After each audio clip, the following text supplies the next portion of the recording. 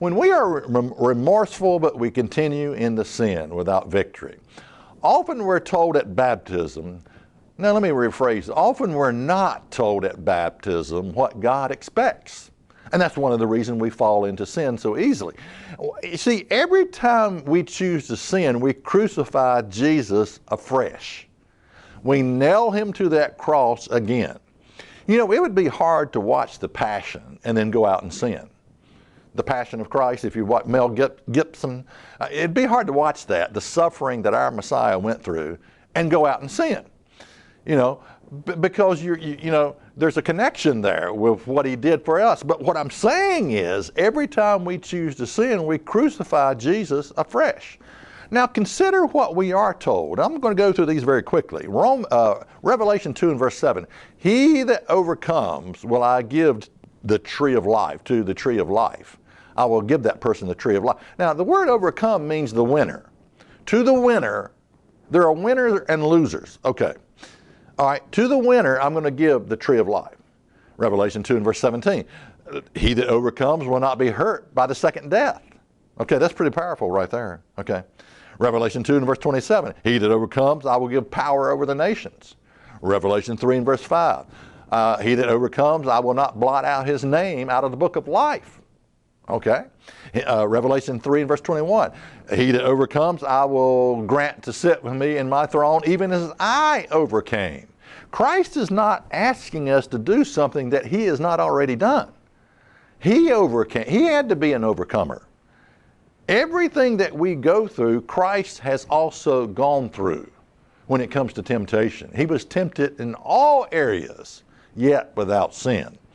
So we need to understand this. Now, what causes this dilemma when we are remorseful but we continue in the sin without victory?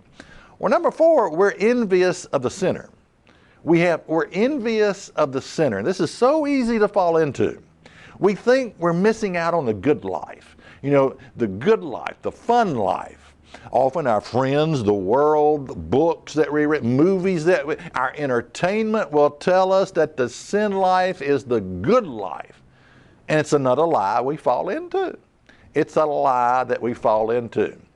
Psalm 73 and verse 3, and I'm reading from the New King James, says, For I was jealous of the proud when I saw the peace of the wicked. Yeah, I looked around at the wicked and I thought, man, they're having a good life. They're living it up.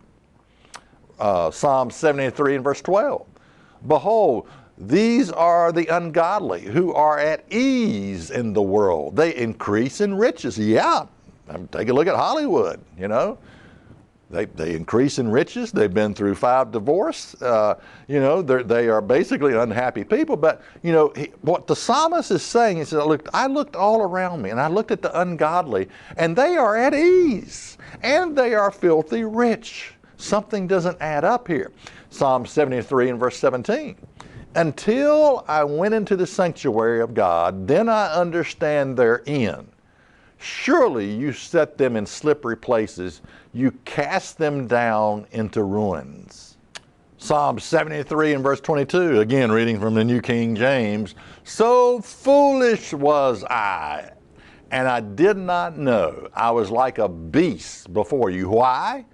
Because I envied the sinner. Okay? Because I thought they were living the good life. And he says, I was a fool for thinking this. Psalm 73 and verse 27, For lo, those who are far from you shall perish. You have destroyed all who go lusting away from you.